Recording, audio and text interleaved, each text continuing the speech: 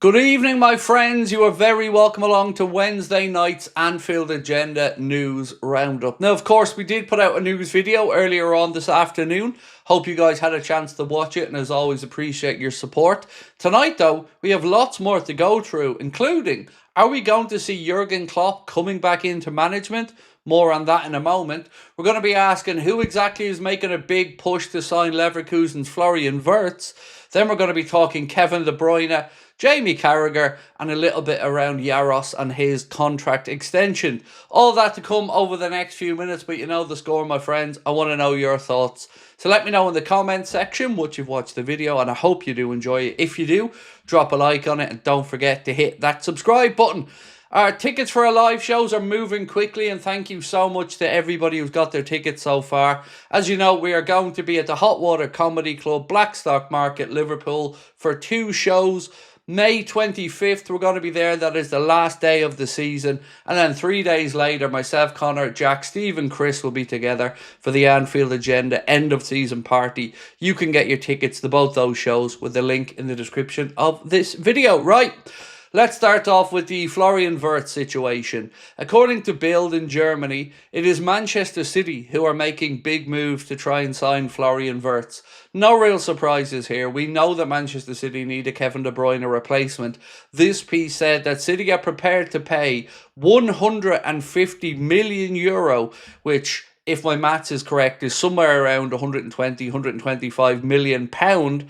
That's the asking price Leverkusen are demanding, and apparently City and Pep Guardiola are willing to pay it. Not only that, they're also going to give him a €25 million a year salary, which would be about €500,000 per week, or in and around £380,000 per week. Now, obviously, you, I, and everybody else in the world of football wants Manchester City to be held to account for what we believe are the wrongdoings, but that 115 charges case, well, that's still rumbling on. But let me know your thoughts on this one. That would be a big coup for Manchester City if they were able to get him in, and obviously, I hope they can't. Now, I mentioned a little bit about Jurgen Klopp. A report today posted by Transfer News Live, and they credit at UOL, say Jurgen Klopp is currently unhappy with his global director of football role at Red Bull. Now, this piece said that he would be willing to leave if Brazil or Real Madrid approached him, and however, there has been no contact as of yet. Now, look, whatever about it may be going to manage in Brazil, I'd hate to see Jurgen at Real Madrid. It just doesn't strike me as a Jurgen Klopp type club, and I'd be disappointed, in all honesty, if he moved there. We know what Jurgen Klopp is about. We know the clubs that he's managed before. Mainz, Dortmund, Liverpool, all a similar theme, all from working class backgrounds and all pretty socialist kind of clubs. To go and manage the likes of Real Madrid, it will be a no from me, and I hope he doesn't do it. But look, either way, I have nothing but respect and admiration for Jurgen Norbert Klopp. I'm very grateful for the years of success he gave us. But I wanted to know your thoughts on this, so let me know in the comment section. Next up, bit of a disagreement. So Stefan Borson, who used to be a director of football, I believe, at Manchester City, or a director of finance. He was a director at Manchester City. He's disagreed with Jamie Carragher in the assessment of Liverpool and FSG and whatever playing a blinder in the Mohamed Salah contract negotiations. This is what he had to say. I don't accept what Jamie Carragher was saying about this being a good idea or not a good idea, but there was sort of nothing more that they could have done. I think it was quite frankly crazy to allow the situations to go all the way through to April, was his verdict, having seen Mohamed Salah obviously do as well as he had. Then he went on to say that but it turned out okay in the end, and you know they're clearly well placed again for next season. But I want to know what you think here. Do you think the club played a blinder in dragging out the Mohamed Salah and Virgil van Dijk extensions, or was it unnecessary risk? Either way, it looks like, as fans, we're getting the result that we wanted, which is both gents to stay. But I would lean on the side of Stefan here, and I think it was a crazy risk for the club to take. And they were banking on Mohamed Salah and Virgil van Dijk's love of Liverpool. Now look, it's paid off, so happy days. But I do want to know which side of this fence you'd be on. Do you agree with Carra that they were playing a blinder, or do you agree with Stefan Borson that it was, well, a risk? Next up, going to move on again to Jamie Carragher. He's speaking about a forward that he thinks Liverpool should sign. Now, I should state that at the start of this piece, he was speaking about Alexander Isak, and also what we all know, he's not going to be available. So with that in mind, this is what Carra had to say. There's the lad at Eintracht Frankfurt who scored against Tottenham. That smacks to me of the type of player Liverpool would sign. He's 22, he's at a club who'd be a selling club, done very well there, went to Paris Saint-Germain as a very young boy after lighting up the French league, but didn't quite work out for him. He's got great numbers and the type of player that Liverpool would sign rather than maybe going for an Alexander Isak. Now, I wonder, does he have the same pronunciation problems as me with Hugo's surname? So we'll sketch by that one. But I think I agree with Jamie on this one. Hugo Ekitike, or however his name is pronounced, and again, my sincere apologies for my stupidity around that. I think I agree with Carrot on this one. He does bang to me like the type of player I would see Liverpool going out and signing.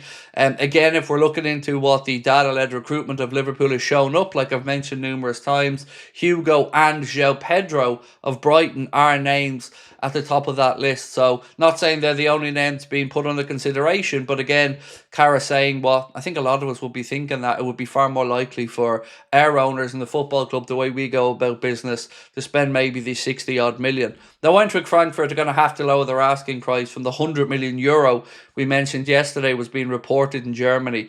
That's just a nonsensical number, but I do think a deal could be done at around 60 odd million pound. Here's the, maybe from the sublime to the ridiculous, and this story hasn't gone away and it's now starting to get some legs. People have asked me about it on nightly streams and I've always just kind of laughed it off. But a story in The Standard, who I believe is either a Belgian or a Dutch publication, I think it's one or the other, they say that Kevin De Bruyne would prefer to remain playing at the highest level and isn't ready for a move to Saudi. Now, Chicago Fire, I believe, in the MLS have made a play to try and sign him, and I think Inter Miami have first refusal in the MLS. But the second part of this piece is what makes it very interesting. The possibility of joining a rival side like Liverpool isn't out of the question, with the club holding a special connection to his family. As we know, De Bruyne's been pictured as a youth in a Liverpool shirt, but I just don't see how this would make any sense. It would have to be De Bruyne taking a massive pay cut, and I do mean massive, and Liverpool maybe feeling they could get use out of him for a year or two. I want to know what you think about it though. Is it crazy or is it genius? I would be on the crazy side because of the amount of injuries he's had. But of course, it has been a dream of many of us to see De Bruyne in a Liverpool shirt. I just don't think now is the right time to make that happen. But let me know what you guys think. And finally tonight, want to speak a little bit about Yaros, because this piece here said that he's agreed a new contract that will see him stay at Liverpool for several more years.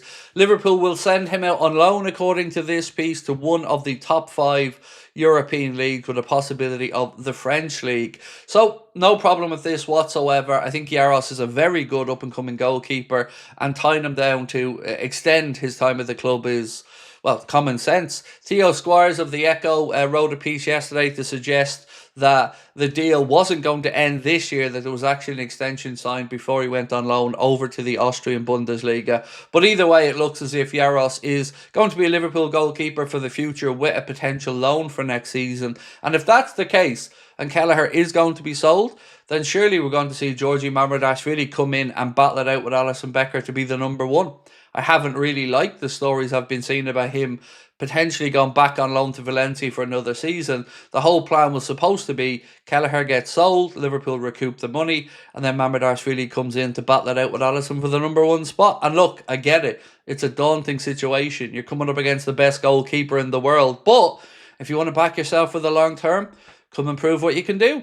So that is it for us tonight, ladies and gentlemen. We will be back to our normal schedule tomorrow. We'll have a news video at about 4:30, late night agenda tomorrow night, and of course a late night news roundup video as well.